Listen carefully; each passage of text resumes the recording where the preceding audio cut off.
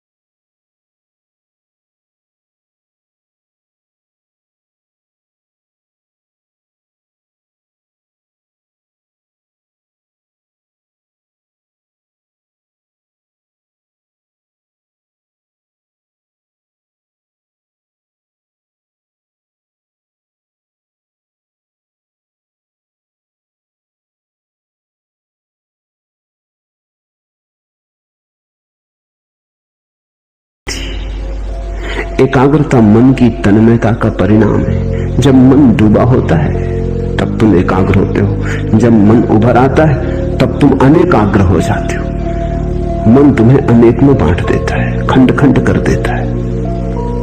अब तुम चेष्टा कर रहे हो एकाग्र होने की। एकाग्र होने की चेष्टा और झंझट लाएगी, क्योंकि करोगे किससे चेष्टा? तुम एकाग्र होने की मन से ही करोगे।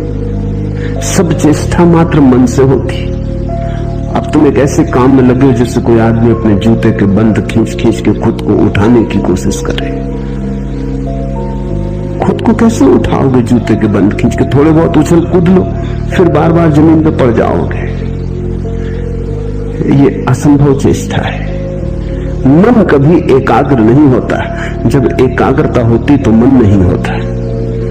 तो तुम मन के द्वारा एकाग्र होने की चेष्टा ही छोड़ो। तुम तो छोटे छोटे कामों में रस लो। रस का परिणाम है एकाग्रता। बुहारी लगाओ तो ऐसे लगाओ जैसे भगवान के मंदिर में लगा रहे हो, चाहे घर तुम्हारा ही हो, है तो भगवान का ही मंदिर। भोजन करो तो ऐसे ही करो जैसे भगवान को ही भोग लगा रहे हो। भोजन तो तुम ही कर रहे हो, लेकिन अंततः तो भगवान को ही लग रहा बोझ। वही तो तुम्हारे भीतर आके भूख बना, उसी ने तो तुम्हारी भूख जगाई। वही तो तुम्हारे भीतर भूखा है, उसके लिए तो तुम भोजन दे रहे हो। रस जगाओ, एकाग्रता की बात मत उठाओ। रस का सहज परिणाम एकाग्रता है। जो करते हो उसे रसपूर्ण ढंग से करो, उसमें डुबकी लो।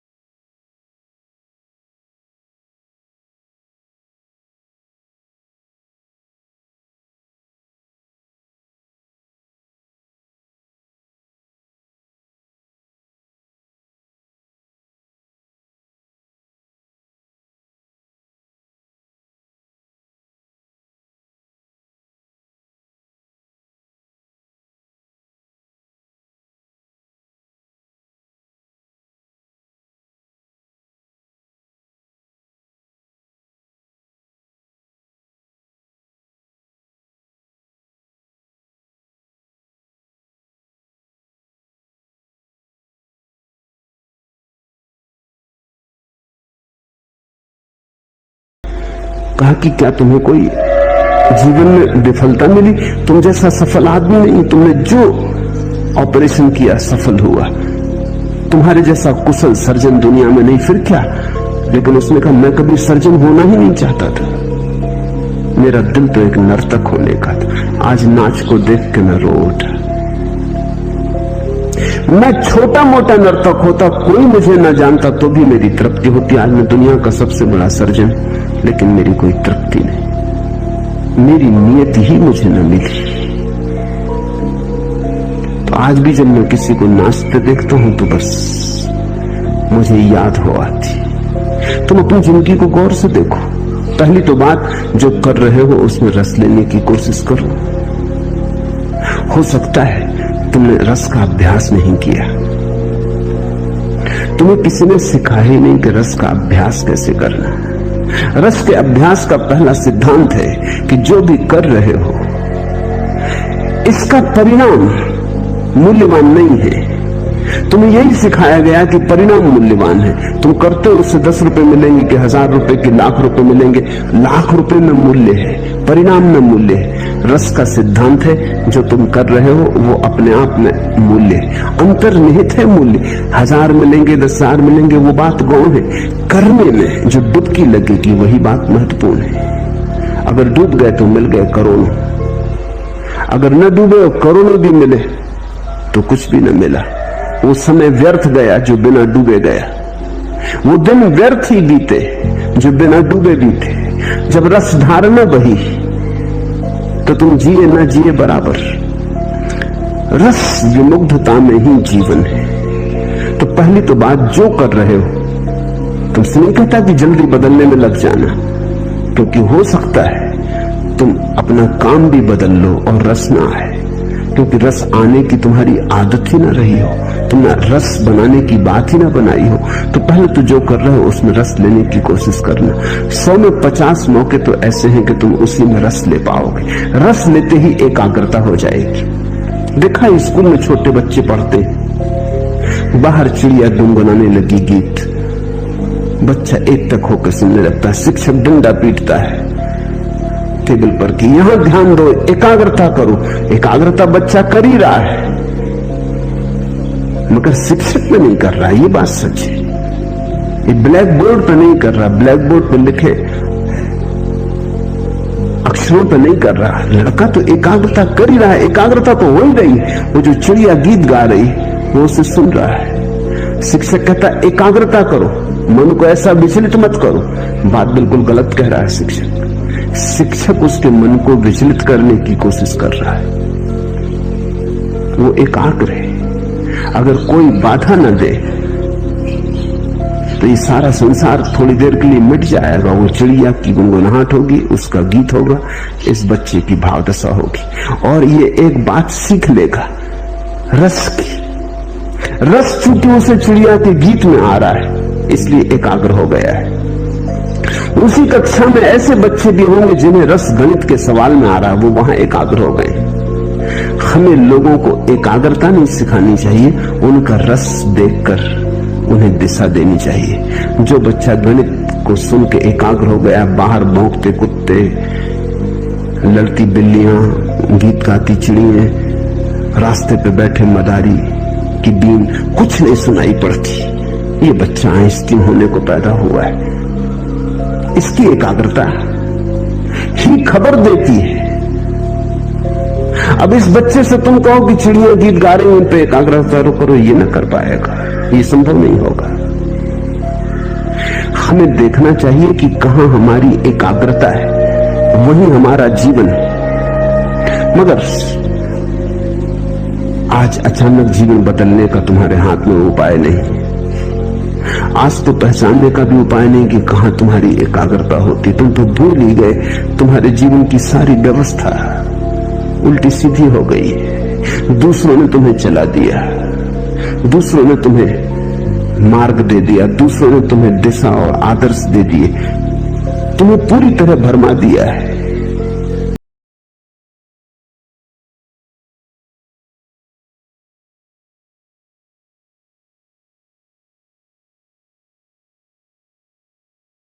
तो इतनी मगनता से करो कि उससे अतिरिक्त ऊर्जा बचे ही नहीं विघ्न बाधा डालने को। एकाग्रता का और क्या अर्थ होता है? एकाग्रता कोई जबरदस्ती थोड़ी, एकाग्रता बड़ी स्वाभाविक घटना है। अब तुम यहां मुझे सुन रहे हो, जिनको मेरी बात में रस आ रहा है वो एकाग्र है। एकाग्रता कर थोड़ी रहे हो, एकाग्रता हो रही है, इसे समझने की कोशिश करो। तुम्हारे करने की थोड़ी बात है, तुम थोड़ी के बैठे हो सब मांसपेशियों को खींच के और आंखें मुझ पर गड़ा के और चेष्टा कर रहे हो। एकाग्रता, ऐसी एकाग्रता करोगे तो तुम सुन ही नहीं पाओगे जो मैं कह रहा हूं। एकाग्रता सहज है, तुम्हें रस आ रहा है, उसी रस कारण तुम चल आए हो, उसी रस के कारण तुम रोज चलते आए हो, वही रस तुम्हें लाता रहा है।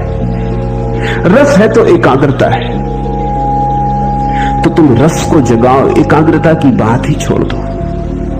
अगर रस जगे ही ना तो फिर समझो, फिर हिम्मत करो, साहस करो, बदलो उस व्यवस्था को जिसमें रस नहीं जगता। हो सकती वो व्यवस्था तुम्हारे लिए नहीं। तो दरिद्र हो जाना बेहतर है समृद्ध होने की बजाय। सड़क का भिखारी हो जाना बेहतर है सम्राट होने की बजाय, अगर रस आ जाए, क्योंकि रस ही सम्राट बनाता है। तो कभी कभी तुम किसी भिखारी के चेहरे पर ऐसी आभा देखोगे जो सम्राटों के चेहरों पर नहीं दिखती। रस विमुग्ध है, वो अपने काम में लीन है। रथचाइल्ड ने अपनी आत्मकथा में लिखा है कि एक भिखारी आया, 5 बजे सुबह उसका दरवाजा खटखटाने लगा। वो बड़ा नाखुश हुआ। 5 बजे सुबह नींद से भरे उसको उठाया, वो बड़ा झिल्लाता हुआ बाहर आया। ऐसे वो देना पसंद करता था, दान उसका रस था। लेकिन ये कोई वक्त है? तो उसने भिखारी को कहा, सुनो जी, ये कोई समय है? भिखारी ने कहा कि आप भी सुनो, आप बैंकिंग का धंधा करते हो, मैं कोई सलाह तो देता नहीं, ये हमारा धंधा है, इसमें हम सलाह किसी की मानते नहीं। रथचाइल्ड ने प्रकाश जलाया कि इस आदमी को देखना चाहिए जो दुनिया के बड़े से बड़े करोड़पति को कह सकता है कि सुनो, तुम बैंकिंग का धंधा करते हो, हम तुम्हें कभी सलाह देते नहीं, हमारी सलाह का कोई मतलब भी नहीं, क्योंकि हमें कोई अनुभव भी नहीं, तुम हमें सलाह मत दो, हम जन्मजात भिखारी। उस आदमी के चेहरे को देखा, वो बड़ा प्रसन्न आदमी था। रथचाइल्ड ने लिखा, मैं मंत्र मुक्त हो गया। ये हिम्मत भिखारी की नहीं, सम्राट की होती। रथचाइल्ड को ऐसा कहना जिसके पास भीख मांगने आए कि चुप, सलाह मत देना, मेरे धंधे को मैं भली भांति जानता हूं।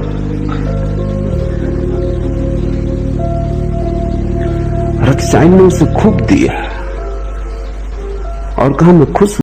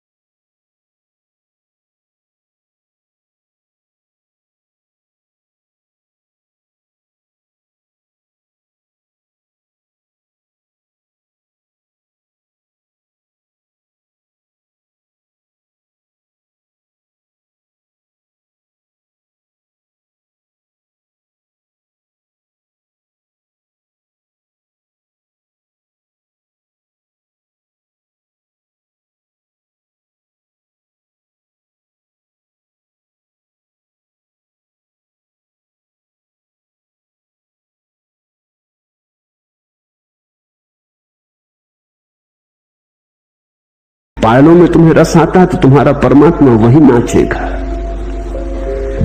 तुम्हारे परमात्मा की खोज तुम्हारे रस से ही तय होगी। रसो वैसा, उस परमात्मा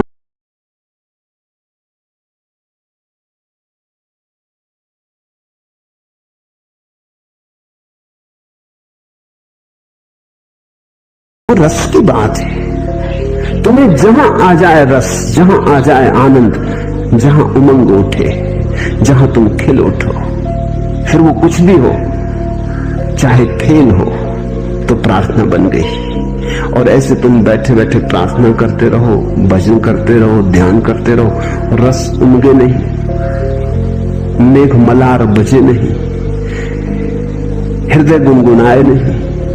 ऐसे तुम करते चले जाओ जबरदस्ती, यंत्रवत। करनी चाहिए कर्तव्य बस। लोग कहते हैं इससे रस मिलेगा इसलिए कर रहे, नहीं। जहां रस मिलता है वही परमात्मा आता है। इसलिए मैं तुमसे कहता हूं कि मेरे पास तुम्हें देने के लिए कोई अनुशासन नहीं है, क्योंकि अनुशासन कोई भी होगा पराया होगा, दूसरे का होगा। तुम्हें अपना अनुशासन खोजना पड़ेगा। प्रत्येक व्यक्ति को अपना मार्ग खोजना पड़ेगा। मैं इशारे देता हूं, इशारों से तुम अपना मार्ग समझने की कोशिश करो। कबीर ज्ञान को भी उपलब्ध हो गए तो भी कपड़ा बुनते रहे। जुलाहपन उन्होंने छोड़ा नहीं।